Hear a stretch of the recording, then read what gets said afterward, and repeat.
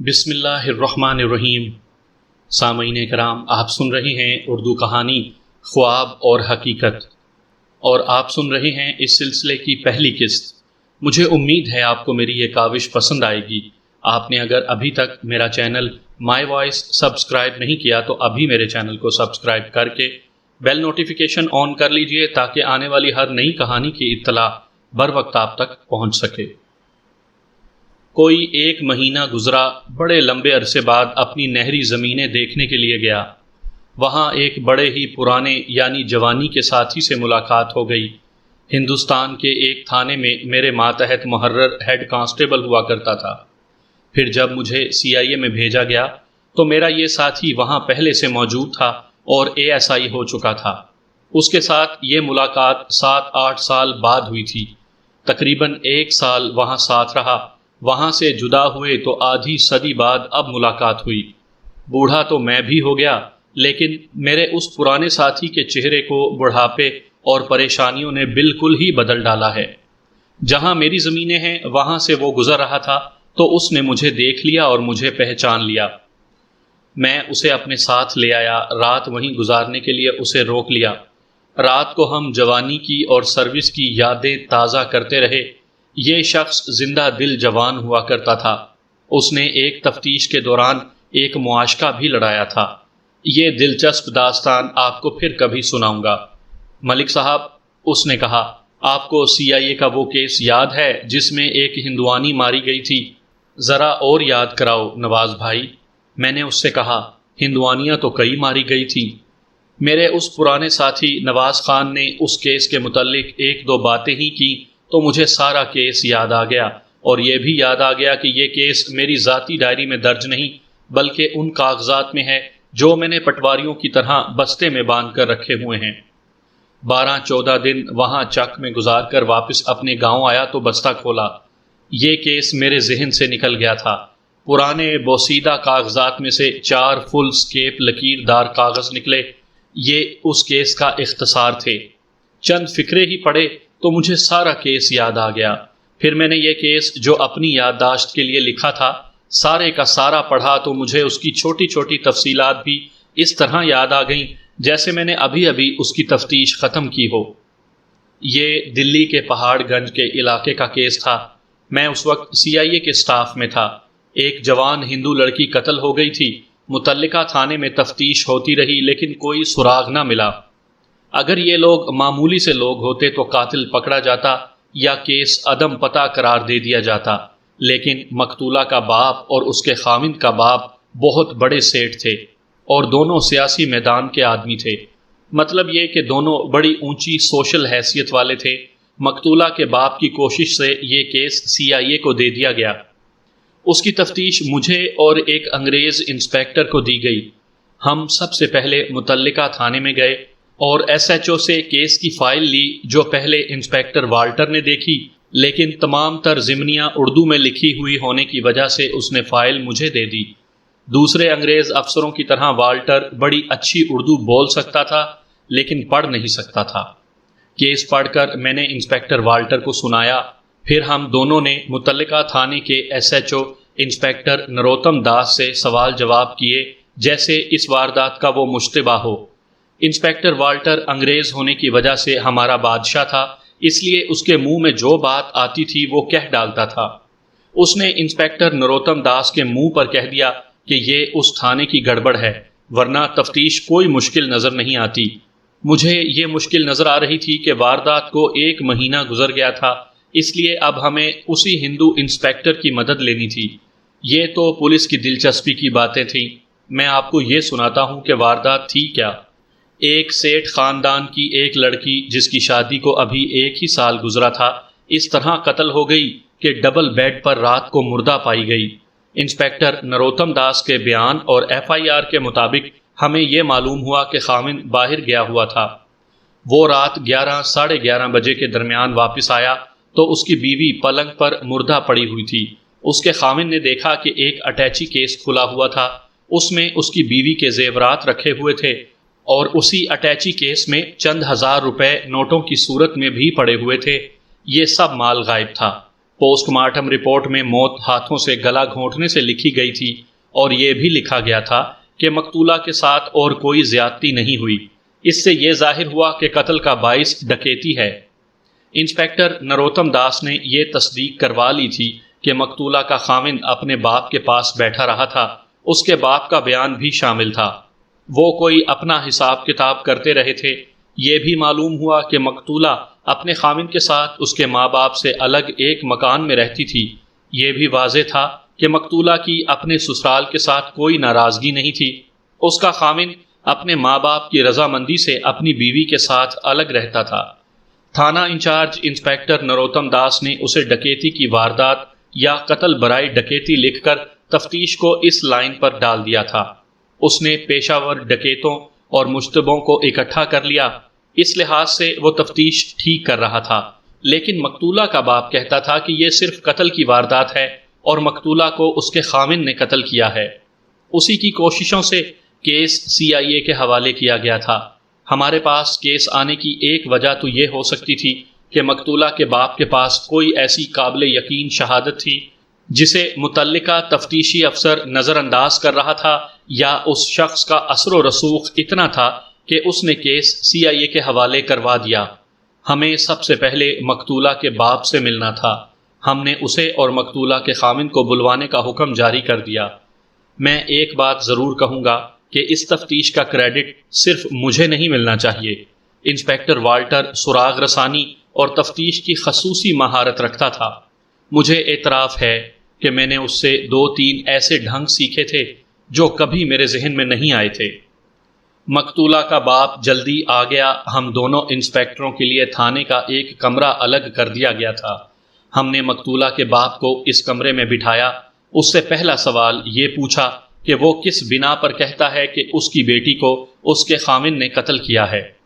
کیا آپ کو یہ معلوم ہو گیا تھا کہ آپ کے داماد کے گھر سے زیورات اور اچھی خاصی رقم چوری ہو گئی؟ میں نے اس سے پوچھا۔ یہ تو پہلے دن ہی معلوم ہو گیا تھا، اس نے طنزیہ سے لہجے میں جواب دیا۔ پھر آپ کیوں کہتے ہیں کہ آپ کی بیٹی کا قاتل آپ کا داماد ہے؟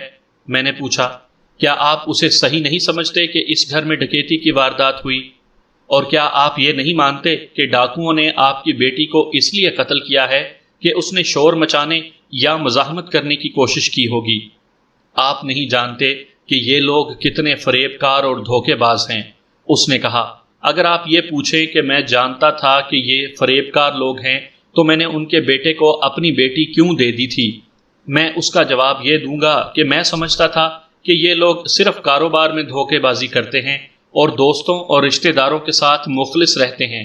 میرے ساتھ تو یہ لوگ بہت ہی اچھے تھے، مگر میری بیٹی کی شادی ان کے ساتھ ہو جانے کی دیر تھی کہ انہوں نے نظریں پھیر لیں۔ میرے پاس روپے پیسے کی کوئی کمی نہیں۔ میں نے بیٹی کو تو بہت سارا جہیز دینا ہی تھا، لیکن ان لوگوں کو خوش کرنے کے لیے میں نے بیٹی کو بہت سا کیش بھی دیا، لیکن وہ لوگ خوش نہیں ہونے والے تھے۔ سیٹھ صاحب، میں نے کہا، کیا یہ بہتر نہیں ہوگا کہ آپ ہمارے اس سوال کا جواب پہلے دے دیں کہ آپ کو اپنے داماد پر شک کیوں ہے؟ وجہ ٹھوس ہونی چاہیے۔ ہم آپ کو پورا موقع دیں گے کہ آپ بیک گراؤنڈ کو اچھی طرح بیان کر سکیں۔ میں نے کوئی زیادہ لمبی چوڑی بیک گراؤنڈ بیان نہیں کرنی، اس نے کہا۔ میں صرف یہ بتا رہا تھا کہ یہ باپ اور بیٹا جھوٹے اور دھوکے باز ہیں۔ میرا داماد عیاش آدمی ہے۔ ہم لوگ یعنی میرے اور ان کے خاندان کے افراد میں وہ گھٹن نہیں جو مشہور ہے کہ ہندوؤں میں پائی جاتی ہے۔ ہم سب تعلیم یافتہ لوگ ہیں اور ہمارے لڑکے اور لڑکیاں سوسائٹی میں گھومتے پھرتے ہیں۔ آپ یوں کہہ لیں کہ ہم روشن خیال لوگ ہیں۔ میرے داماد نے میری بیٹی کو خود اپنے ساتھ لے کر دوستوں سے متعارف کروایا، اسے بڑے ہوٹلوں اور مختلف دعوتوں وغیرہ میں بھی لے جاتا رہا۔ پھر اس نے خود ہی اس پر الزامات لگانے شروع کر دیے کہ یہ خراب ہو گئی ہے۔ کیا وہ کسی خاص آدمی کا نام لیتا تھا؟ انسپیکٹر والٹر نے پوچھا۔ یا وہ کہتا تھا کہ یہ دوستیاں لگاتی پھرتی ہے؟ وہ کسی کا نام نہیں لیتا تھا، اس نے جواب دیا۔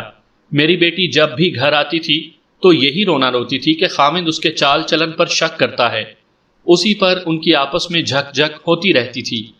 کیا خاوند نے اس پر یہ پابندی عائد کی تھی کہ باہر نہ جایا کرے؟ انسپیکٹر والٹر نے پوچھا۔ نہیں، اس نے جواب دیا۔ میں آپ کو وہ باتیں بتا رہا ہوں جو بیٹی اپنی ماں کے ساتھ یا اپنے بھائی کے ساتھ کرتی تھی۔ ہم نے اس سے پوچھا تھا کہ خاوند نے اس پر کوئی ناروا پابندی تو عائد نہیں کی۔ بیٹی نے بتایا تھا کہ باہر جانے سے وہ نہیں روکتا۔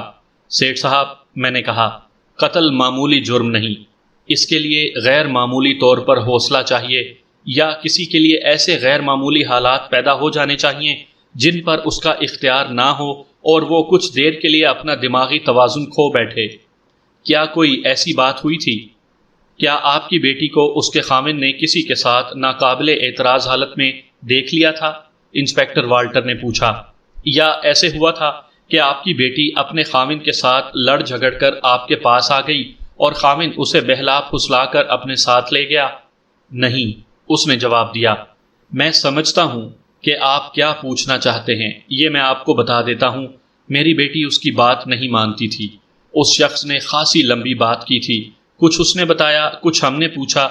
اس سے یہ صورت سامنے آئی کہ مقتولہ تیز ترار لڑکی تھی، خوبصورت بھی تھی اور جرت بھی رکھتی تھی۔ باپ سے ہم یہ توقع نہیں رکھ سکتے تھے کہ وہ یہ کہتا کہ اس کی بیٹی کے کسی کے ساتھ قابل اعتراض تعلقات تھے۔ ابھی تو ہم نے بہت سے لوگوں کے بیانات لینے تھے۔ ہم نے اس سے پوچھا کہ ایسے حالات تو پیدا نہیں ہوئے تھے کہ مقتولہ کے خاوند نے غصے سے بے قابو ہو کر اسے قتل کر دیا ہو، لیکن یہ معلوم نہیں کہ مقتولہ کے خاوند میں قتل کی جرت ہے بھی یا نہیں۔ ہم نے اس سے پوچھا کہ اس معاملے میں اس کی کیا رائے ہے۔ خان صاحب، اس نے کہا، آپ کیسی جرت کی بات کرتے ہیں؟ گھر میں دولت ہو اور یاری اونچی قسم کے غنڈے بدماشوں کے ساتھ ہو تو جرت آ ہی جاتی ہے۔ ہم نے اس سے پوچھا کہ یہ اونچی قسم کے غنڈے بدماش کون ہیں؟ اس نے جو تشریح کی اس سے یہ پتہ چلا کہ وہ غنڈے نہیں جو گلیوں اور بازاروں میں چرس کا کش لگا کر اور جیب میں چاقو ڈال کر گھومتے پھرتے رہتے ہیں اور تکیوں پر جا کر جوا کھیلتے ہیں اور جن سے کرائے کی غنڈہ گردی بھی کروائی جا سکتی ہے۔ ان غنڈوں کو سیاسی لیڈر اور دیگر امیدوار الیکشن کے دنوں میں استعمال کرتے ہیں۔ مقتولہ کا باپ جنہیں غنڈے بدماش کہتا تھا، انہیں ہم امیر زادے اور شہزادے کہا کرتے تھے۔ یہ اندھی دولت والے سیٹھوں، جاگیرداروں اور اعلیٰ افسروں کے بیٹے ہوتے تھے۔ ان میں نوابوں کے بیٹے بھی شامل ہوتے تھے۔ یہ عیش و عشرت میں پڑے رہتے اور کہیں غنڈہ گردی کرنی ہوتی تو خود نہیں کرتے تھے، بلکہ گھٹیا درجے کے بازاری غنڈوں کو پیسے دے کر غنڈہ گردی کرواتے تھے۔ یہ نسل پاکستان میں بھی پائی جاتی ہے۔ مقتولہ کا خاوند اسی قسم کا امیر زادہ تھا اور اس کی عادتیں ویسی ہی تھیں جیسی میں بیان کر چکا ہوں۔ ایسے امیر زادے شراب پیتے اور اونچی قسم کے گانے اور ناچنے والیوں کے ہاں آتے جاتے تھے۔ مقتولہ کے باپ کو ہم نے بہت کھنگالا۔ اس کے پاس کوئی ایسی شہادت نہیں تھی جو اس کے داماد کے خلاف الزام ثابت کر سکتی، لیکن اس نے جو دلیلیں دی اور جس انداز سے باتیں کی، اس سے ہمیں یہ تاثر ضرور ملا کہ اس کے داماد پر شک کیا جا سکتا ہے اور اسے مشتبہ کی حیثیت سے شامل تفتیش ہونا چاہیے۔ اس بات پر غور کریں انسپکٹر صاحب، اس نے کہا۔ میں نے سنا ہے کہ میرے داماد نے پولیس اسٹیشن میں یہ بیان دیا ہے کہ قتل کی رات وہ اپنے باپ کے پاس تھا اور وہ کوئی حساب کتاب کرتے رہے تھے اور اسی میں آدھی رات ہو گئی تھی۔ میں نے اس رات 10 بجے کے بعد اپنے داماد کے باپ کو چاندنی چوک میں دیکھا تھا۔ وہ ایک آدمی کے ساتھ تانگے پر جا رہا تھا۔ میں تانگے پر گھر کی طرف آ رہا تھا۔ وہ گھر کی طرف نہیں آ رہا تھا بلکہ کہیں جا رہا تھا۔ میں نے اس کیس کی فائل کھولی اور وہ بیان پڑھا جو مقتولہ کے خاوند نے دیا تھا۔ اس میں اس نے کہا تھا کہ وہ 9 بجے کے قریب باپ کے گھر گیا تھا۔ اس میں یہ نہیں لکھا تھا کہ اس وقت اس کا باپ اسے گھر مل گیا تھا یا وہ گھر میں نہیں تھا اور کچھ دیر بعد آیا تھا۔ انسپکٹر والٹر نے دروازے کے باہر بیٹھے ہوئے کانسٹیبل کو بلا کر کہا کہ وہ انسپکٹر نروتم داس کو بلا لائے۔ نروتم داس فوراً آ گیا۔ ہم نے مقتولہ کے باپ کو باہر نکال دیا۔ نروتم داس کو بٹھا کر مقتولہ کے خاوند کا بیان اس کے سامنے رکھ دیا۔ یہ بیان تم نے لیا تھا؟ انسپکٹر والٹر نے کہا۔ تم نے کئی سوال پوچھے ہوں گے، جرح بھی کی ہوگی۔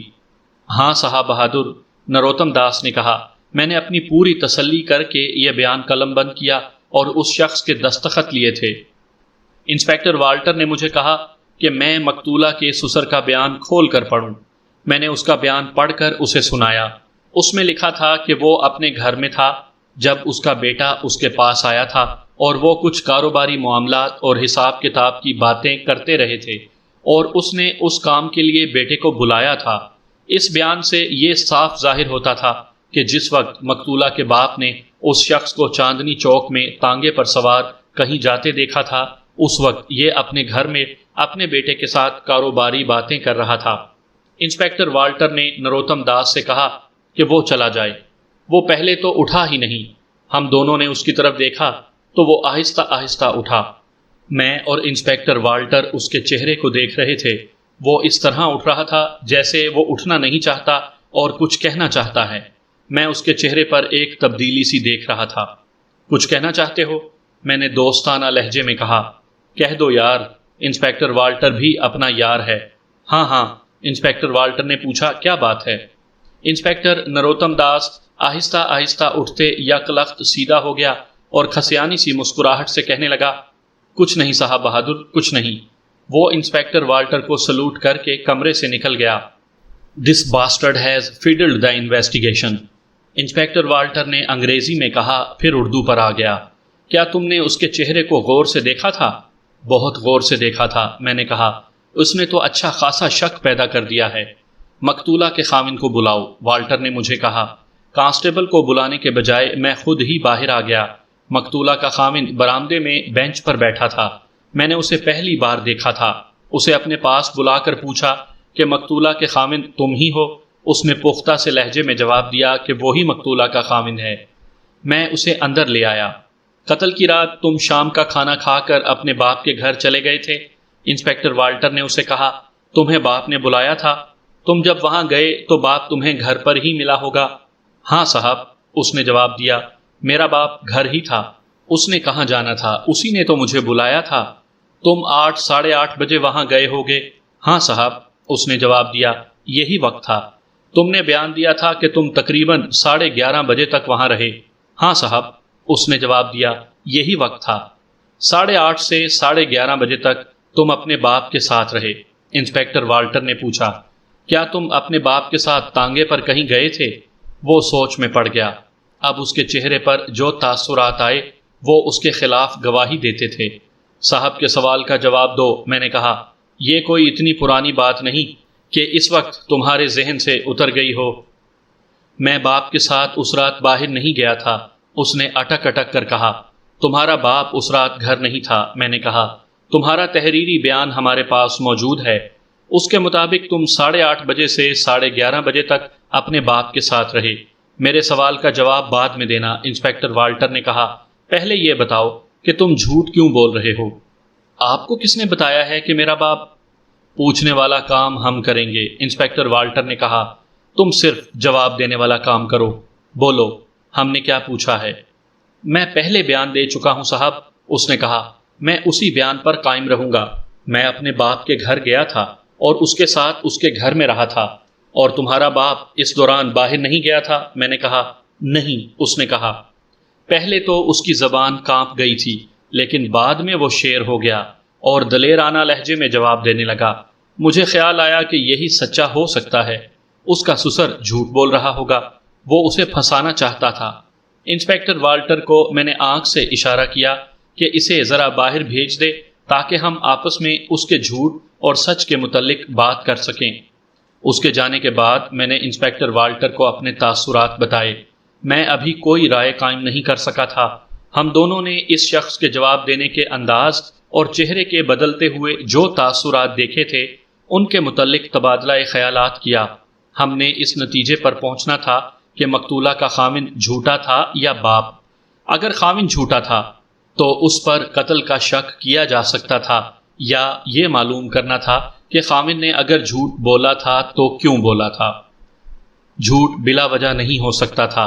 آخر ہم دونوں نے مقتولہ کے سسر کو بلانے کا فیصلہ کر لیا۔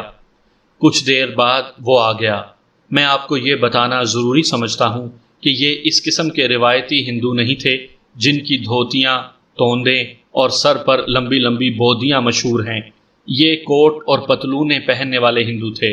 مقتولہ کا سسر آیا تو اسے ہم نے کوٹ پتلون میں ملبوس دیکھا۔ اس نے ٹائی بھی باندھ رکھی تھی۔ اس کی چال ڈھال اور اس کے بولنے کا انداز ہندوستانیوں جیسا فدویانہ نہیں تھا کہ ایک انگریز پولیس انسپکٹر سے مروب ہو کر جھک جھک کر باتیں کرتا۔ اس نے آتے ہی ایسے لہجے میں ہم سے پوچھا کہ ہم نے اسے کیوں بلایا ہے، جیسے وہ ہم سے جواب طلبی کر رہا ہو۔ آپ تشریف رکھیں۔ میں نے اپنے آپ کو اس سے بہت چھوٹا ثابت کرنے کے لیے کہا۔ تھوڑا سا وقت ہمیں بھی دے دیں۔ یہ ہے تو آپ کے بہو کے قتل کے سلسلے میں، لیکن یہ کام ہمارے سپرد کیا گیا ہے۔ قاتل کا سراغ لگائیں، ہمیں آپ کی مدد کی ضرورت ہے۔ میں تو اس گھڑی کو روتا ہوں جب میں اس لڑکی کو اپنے بیٹے کے لیے بیاہ کر لایا تھا۔ اس نے کہا، کیوں؟ میں نے پوچھا، کوئی بدماشی کرتی تھی وہ؟ میں تو یہ کہہ سکتا ہوں کہ بدماشی کرتی تھی، اس نے جواب دیا، لیکن میں یہ نہیں بتا سکتا کہ اس کے تعلقات کس کے ساتھ تھے یا کتنے آدمیوں کے ساتھ تھے۔ بات اور صاف کرو، انسپیکٹر والٹر نے، جو اتنی دیر سے اسے گھور رہا تھا، پوچھا۔ کیا بدماشی کرتی تھی؟ خاوند کے قابو سے باہر ہو گئی تھی، اس نے جواب دیا، اور سیر سپاٹے کی عادی تھی۔ آپ کا بیٹا آپ سے الگ کیوں رہتا تھا؟ میں نے اس سے پوچھا۔ میرے بیٹے کا دماغ خراب ہو گیا تھا، اس نے جواب دیا۔ اس لڑکی کے حسن اور شوخیوں نے اس کے دل سے ماں باپ کی محبت نکال دی تھی۔ پھر آپ کے بیٹے کو کب ہوش آیا کہ اس کی بیوی اسے بے وقوف بنا رہی ہے؟ میں نے پوچھا۔ اسے اب ہوش آیا ہے جب وہ قتل ہو گئی ہے، باپ نے جواب دیا۔ آپ نے یہ تو سوچا ہوگا کہ قاتل کون ہے؟ سوچنا کیا تھا، اس نے کہا۔ کیا آپ کو معلوم نہیں کہ میرے بیٹے کے گھر ڈاکہ پڑا اور ڈاکو میری بہو کو جان سے مار کر چلے گئے؟ میری بات غور سے سنو اور سوچ کر جواب دو، انسپیکٹر والٹر نے کہا۔ تم تعلیم یافتہ آدمی ہو، تم جانتے ہو کہ سوچنے کا مطلب کیا ہوتا ہے۔ تم نے لڑکی کی بدماشی کا ذکر اس طرح کیا ہے جیسے اس کے قتل کا باعث اس کی اپنی بدماشی ہو، اور ساتھ ہی یہ کہتے ہو کہ اسے ڈاکوؤں نے قتل کیا ہے۔ سامعین کرام، آپ سن رہے ہیں انسپیکٹر احمد یار خان کی تفتیشی کہانیوں میں سے ایک کہانی، خواب اور حقیقت۔ مجھے امید ہے آپ کو میری یہ کاوش پسند آ رہی ہوگی۔ آپ نے اگر ابھی تک میرا چینل مائی وائس سبسکرائب نہیں کیا تو ابھی سبسکرائب کر کے بیل نوٹیفیکیشن آن کر لیجئے تاکہ آنے والی ہر نئی کہانی کی اطلاع بر وقت آپ تک پہنچ سکے۔ اس کی بدماشی کا معاملہ الگ ہے، اس نے کہا، اور ڈکیتی کی واردات کا اس کے ساتھ کوئی تعلق نہیں ہو سکتا۔ یہ تو میں نے آپ کو بتایا ہے کہ مقتولہ کیسی لڑکی تھی۔ مقتولہ ایسی لڑکی تھی کہ اس پر قابو پانے کا یہی ایک طریقہ تھا کہ تمہارے بیٹے نے اس کو قتل کر دیا، انسپیکٹر والٹر نے کہا، اور تھانے کی فائل میری طرف پھینکتے ہوئے مجھے کہا، مسٹر ملک، اس کا پہلا بیان مجھے پڑھ کر سناؤ۔ میں نے اس کا وہ بیان جو اس نے پہلے انسپیکٹر نروتم داس کو دیا تھا پڑھ کر والٹر کو سنایا۔ اس میں اس شخص نے ایسی کوئی بات نہیں کہی تھی کہ لڑکی بدماش تھی۔ آپ میری سوشل پوزیشن کا خیال رکھیں، مقتولہ کے سسر نے انسپیکٹر والٹر سے انگریزی میں کہا۔ آپ جس پر قتل کا الزام لگا رہے ہیں اس کی سوسائٹی میں اور سیاسی حلقوں میں قابل عزت حیثیت ہے۔ میں تم سے معافی نہیں مانگوں گا مسٹر، والٹر نے کہا۔ ہم تفتیش کر رہے ہیں اور یہ تفتیش CIA کر رہی ہے، جس میں تمہاری پتلون بھی اتر سکتی ہے۔ معلوم نہیں یہ شخص جھوٹا تھا یا سچا۔ اسے انسپیکٹر والٹر یہ تاثر دے رہا تھا کہ اس تفتیش میں اس کی حیثیت معمولی سے ایک گواہ کی ہے جو مشتبہ بھی ہو سکتا ہے۔ میں نے ان کی باتیں توجہ سے نہیں سنی کیونکہ میرا دھیان ایک اور طرف چلا گیا تھا۔ میں یہ سوچ رہا تھا کہ اتنے امیر کبیر گھر میں نوکر یا نوکرانی کا ہونا لازمی ہے۔ انسپیکٹر والٹر اس سے پوچھ گچھ کرتا رہا تھا اور میں کیس کی فائل دیکھ رہا تھا۔ اس میں مجھے کسی نوکر یا نوکرانی کی موجودگی نظر نہ آئی۔ ڈکیتی کی واردات میں گھر کے نوکر کو خاص طور پر شامل تفتیش کیا جاتا ہے کیونکہ نوکر گھر بھیدی کا کام کرتے ہیں، اور یہ بھی ہو سکتا ہے کہ واردات نوکر نے ہی کی ہو۔ یہ جنگ عظیم دوم کے وقت کا واقعہ ہے۔ دلی کی رونق امریکی اور برطانوی فوجیوں کی وجہ سے بڑھ گئی تھی۔ ان لوگوں کے پاس جنہیں فوجی سامان سپلائی کرنے کی ٹھیکیداریاں مل گئی تھیں بہت دولت آ گئی تھی۔ اس سے گھروں میں نوکریاں کرنے والوں کی تعداد بڑھ گئی تھی اور اس کے ساتھ ہی چوری اور ڈکیتی کی وارداتیں بھی بڑھ گئی تھیں۔ بعض آدمی چوری کرنے یا ڈکیتی کی واردات کروانے کے لیے امیر گھروں میں نوکریاں کرتے تھے۔ سیٹھ صاحب، میں نے اس سے پوچھا، آپ کے بیٹے کے گھر نوکرانی تھی یا نوکر؟ ایک نوکر تھا یا زیادہ؟ اس سوال پر وہ پریشان ہو گیا۔ اس سے پہلے وہ ہر سوال کا فوراً جواب دیتا تھا، لیکن اب اس کا رد عمل ایسا ہوا جو پولیس کی نگاہ میں بلا وجہ نہیں ہوتا تھا۔ اتنے اونچے گھرانے میں 2-3 نوکر تو ضرور ہوں گے، میں نے کہا۔ ایک نوکرانی تھی، اس نے جواب دیا، کیا آپ نے اس کا بیان نہیں دلوایا تھا؟ اس کے بیان کی ضرورت ہی نہیں تھی، اس نے کہا، وہ صبح آتی تھی اور شام کے بعد چلی جاتی تھی۔ آپ عقل اور ہوش والے آدمی ہیں، میں نے کہا، کیا آپ کو یہ خیال نہیں آیا تھا کہ یہ نوکرانی گھر بھیدی ہو سکتی ہے؟ آپ کا ہزاروں کی مالیت کا مال چوری ہو گیا ہے اور آپ نے نوکرانی پر شبہ تک نہیں کیا۔ یہ بھی تو ہو سکتا ہے کہ نوکرانی مجرموں کے ساتھ تھی اور اس وجہ سے آپ کی بہو کو قتل کیا گیا کہ اس نے اپنی نوکرانی کو پہچان لیا تھا۔ اس سے کیا پوچھتے ہو؟ انسپکٹر والٹر نے مجھے کہا، اسے باہر الگ بٹھاؤ، انسپکٹر نروتم کو بلاؤ۔ فوراً بعد انسپکٹر نروتم داس ہمارے سامنے کھڑا تھا اور مقتولہ کے سسر کو اس ہدایت کے ساتھ ایک کانسٹیبل کے حوالے کر دیا گیا تھا کہ کسی کے ساتھ بات نہ کرے۔ کیا اس گھر میں کوئی نوکر یا نوکرانی نہیں تھی؟ انسپکٹر والٹر نے انسپکٹر نروتم داس سے پوچھا۔ میرا خیال ہے کہ نوکر بھی نہیں تھا اور کوئی نوکرانی بھی نہیں تھی، نروتم نے ایسے انداز سے جواب دیا جیسے اسکول کا کوئی نالائق بچہ ماسٹر کے سوال کا جواب دیتے ہوئے یہ یقین نہ رکھتا ہو کہ اس کا جواب صحیح ہوگا۔ اور میرے خیال میں تم نے یہ ساری تفتیش اپنے خیالات کے مطابق کی ہے۔ انسپکٹر والٹر نے اسے تنزیہ کہا، میں یہ نہیں مانوں گا کہ تمہیں یہ بھی معلوم نہ ہو کہ ڈکیتی کی واردات میں سب سے پہلا مشتبہ گھر کا نوکر ہو سکتا ہے۔ کیا تم نے ان سے پوچھا تھا کہ گھر میں کوئی نوکر ہے؟ پوچھا تھا صاحب، نروتم داس نے جواب دیا، یہ کہتے تھے کہ نوکر نہیں ہے۔ انسپکٹر والٹر کے کہنے پر میں نے مقتولہ کے سسر کو اندر بلایا۔ کیا اس پولیس انسپکٹر نے تم سے پوچھا تھا کہ گھر میں کوئی نوکر ہے؟ انسپکٹر والٹر نے پوچھا۔ ہاں صاحب، اس نے انسپکٹر نروتم داس کی طرف دیکھتے ہوئے جواب دیا، انہوں نے پوچھا تھا اور میں نے کہا تھا کہ نوکر نہیں ہے۔ اور اب تم کہتے ہو کہ گھر میں نوکرانی تھی، انسپکٹر والٹر نے کہا۔ لیکن انسپکٹر نروتم داس نے نوکر پوچھا تھا، اس نے کہا، انہوں نے نوکرانی نہیں پوچھی تھی۔ دونوں باہر نکل جاؤ، انسپکٹر والٹر نے کہا، پھر مجھے کہا، اس آدمی کو الگ بٹھاؤ، میں اسے باہر بٹھا آیا۔ مسٹر ملک، انسپکٹر والٹر نے مجھے کہا، تم مسلمان لوگ بے وقوف ہوتے ہو۔ ان دونوں ہندوؤں کی عقل مندی اور عیاری دیکھی ہے؟ دیکھا یہ کتنی صفائی سے اور کتنی دلیری سے جھوٹ بول گئے ہیں۔ تم مسلمان لوگ ہندوؤں کی مکاری تک نہیں پہنچ سکتے۔ اب ایسے کرو کہ نوکرانی کو بلاؤ، مقتولہ کے سسر کو بلاؤ۔ مقتولہ کا سسر آ گیا۔ انسپکٹر والٹر نے اس سے پوچھا کہ قتل کی رات 10 ساڑھے 10 بجے کے درمیان وہ ایک آدمی کے ساتھ کہاں جا رہا تھا؟ میں؟ اس نے حیران سا ہو کر جواب دیا، میں تو کہیں نہیں گیا تھا۔ تم جس آدمی کے ساتھ گئے ہو وہ اس پولیس اسٹیشن میں موجود ہے۔ انسپکٹر والٹر نے جھوٹ بولا اور کہا، اور جنہوں نے تمہیں جاتے ہوئے دیکھا تھا ان میں سے ایک آدمی یہاں موجود ہے اور 3 آدمی ابھی آ جائیں گے۔ اگر تم سچ بول دو تو ان آدمیوں کے سامنے اپنی بے عزتی سے بچ جاؤ گے۔ وہ سمجھ گیا کہ مقتولہ کے باپ نے انہیں بتایا ہے کہ وہ کہیں جا رہا تھا۔ اس نے مقتولہ کے باپ کے خلاف بولنا شروع کر دیا۔ ہم نے اس کی یہ واہی تباہی بھی غور سے سنی۔ تمہارے بیٹے کی نوکرانی اس وقت کہاں ہوگی؟ انسپکٹر والٹر نے پوچھا۔ مجھے معلوم نہیں، اس نے جواب دیا۔ ہم نے مقتولہ کے خامن کو بلایا، اس سے نوکرانی کے متعلق پوچھا۔ اس نے بتایا کہ وہ گھر ہوگی۔ ہمارے ساتھ اپنے 2 ہیڈ کانسٹیبل تھے جو ہماری طرح بغیر وردی کے تھے۔ CIA کا سٹاف بغیر وردی کام کرتا تھا۔ ان میں سے ایک ہیڈ کانسٹیبل کے ساتھ اس تھانے کا ایک ہیڈ کانسٹیبل بھیجا کہ وہ ان کے گھر سے نوکرانی کو لے آئے۔ نوکرانی آ گئی۔ وہ ادھیڑ عمر کی غریب سی عورت تھی۔ یہ دیکھنے کے لیے کہ یہ کیسی عورت ہے یا کس قماش کی عورت ہے، میں نے اور انسپکٹر والٹر نے اس کے ساتھ مختلف باتیں کی، جیسے گپ شپ لگائی جاتی ہے۔ اسے بیٹھنے کو کہا تو وہ فرش پر بیٹھ گئی۔